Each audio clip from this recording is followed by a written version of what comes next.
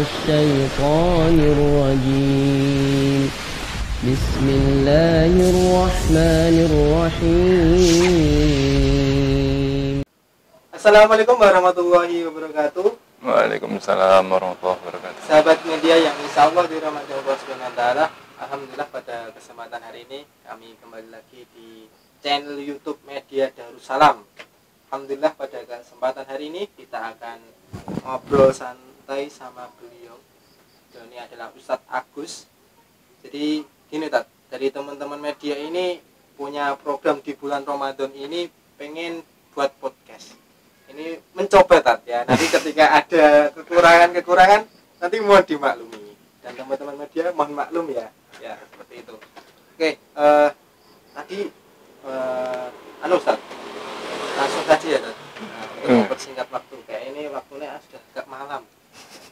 Suasana ini sudah riup-riup ya di bulan Ramadan ini.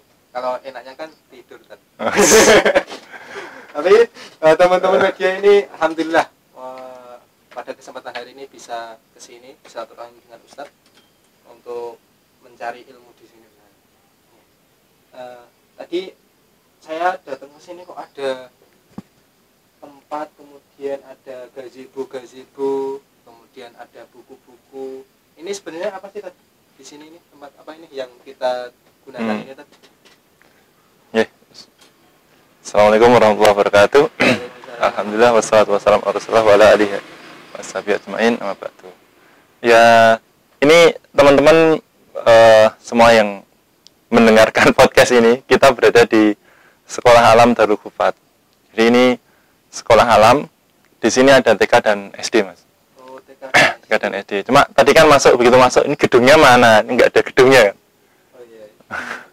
Jadi kan kita mengusung konsep sekolah itu enggak harus di dalam ruangan. Sekolah itu bisa di luar ruangan. Bahkan belajar itu sebenarnya kan nggak harus di ruangan. Belajar itu bisa di mana saja. Kalau kita mau bicara ekstrim, kita bisa belajar di masjid, otomatis bisa. Di stasiun pun bisa. Di pasar bisa.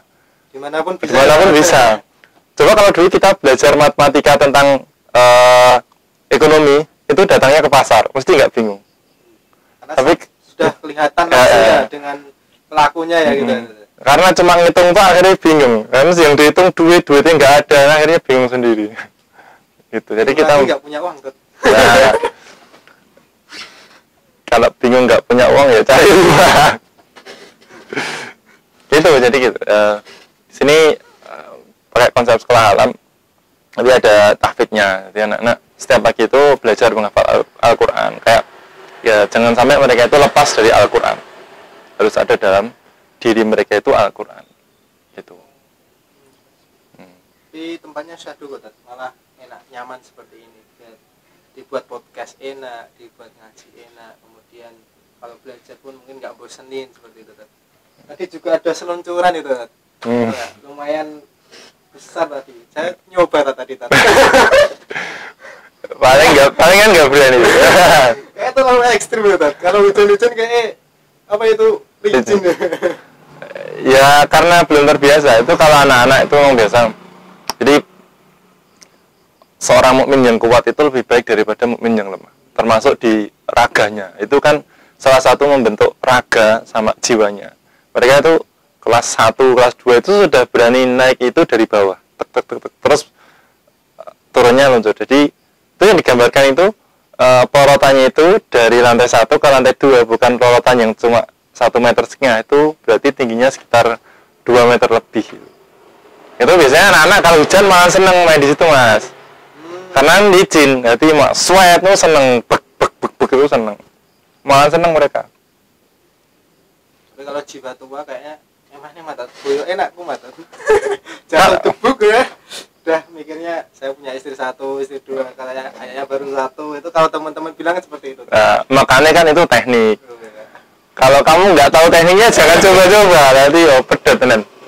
Nah itu kan akhirnya mereka belajar. Anak-anak itu ada orang yang datang sini, itu mereka belajar refleks. Begitu turun set, nggak bokongnya dulu yang turun, pasti kakinya nggak lurus. Begitu turun kakinya lurus mesti sakit. Jadi kalau dilihat kok enak ya anak-anak itu turun. Karena sudah terbiasa, kurang terbiasa. Mungkin setiap hari datang ke sini.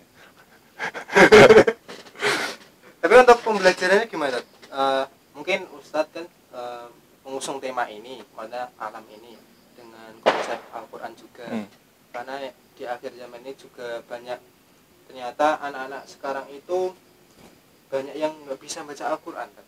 Mungkin dari Ustadz yang santri-santri di sini kira-kira bagaimana Ustadz? Kalau santri di sini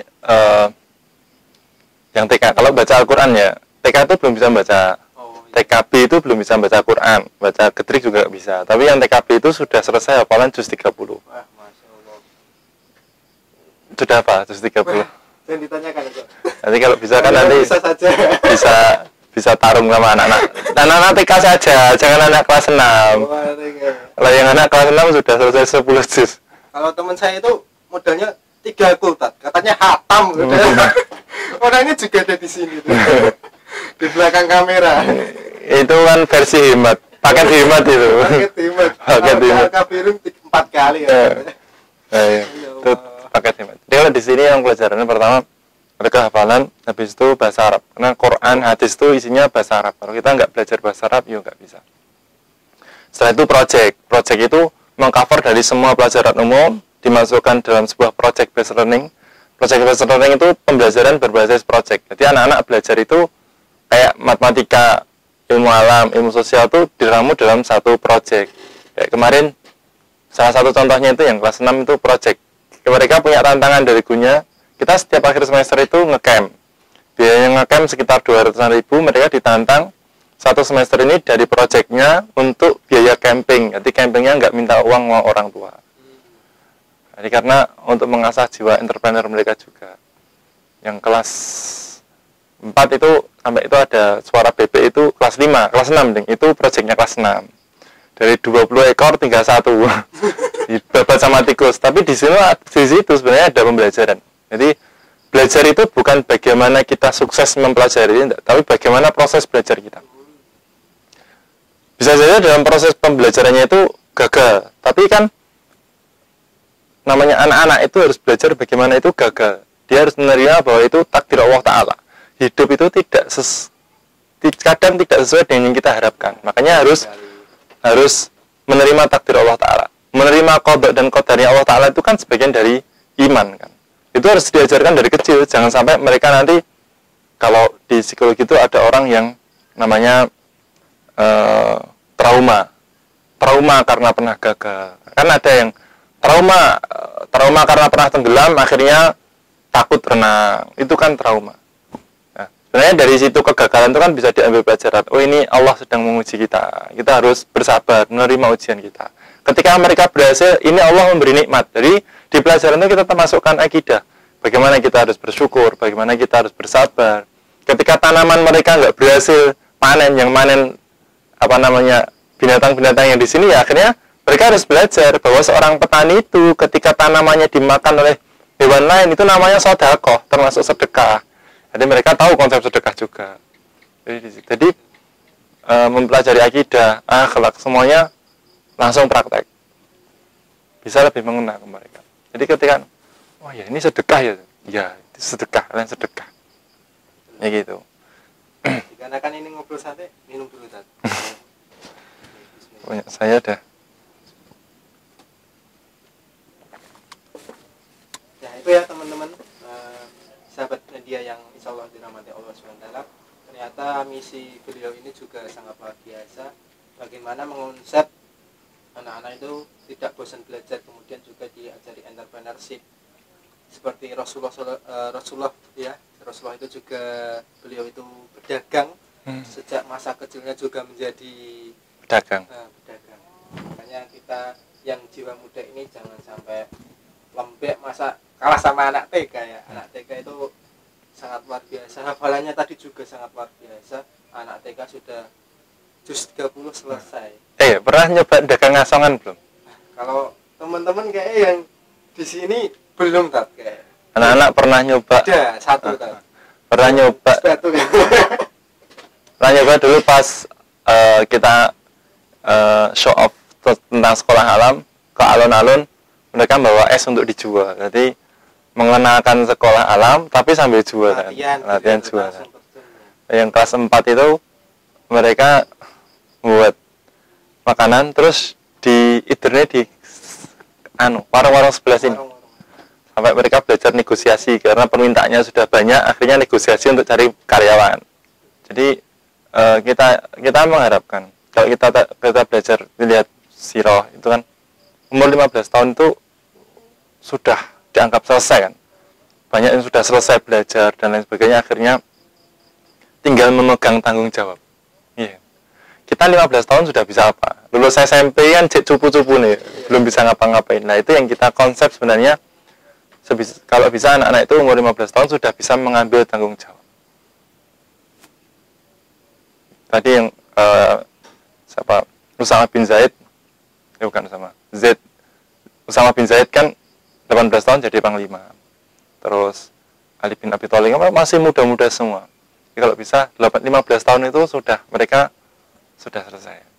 Makanya kita banyak ekspedisi itu untuk melatih kemandirian. Jadi setiap akhir semester itu ngecamp kayak ekspedisi. Jadi nggak boleh ditemani orang tua. Jadi latihan mandiri. Dan sering mabit di sini. Akhirnya anak-anak TK itu ekstrimnya toilet trainnya udah selesai. Mereka anak TK bisa mandiri sendiri. Kalau di kampung biasa cah TK mandi sendiri. Tapi kalau di kota kan enggak.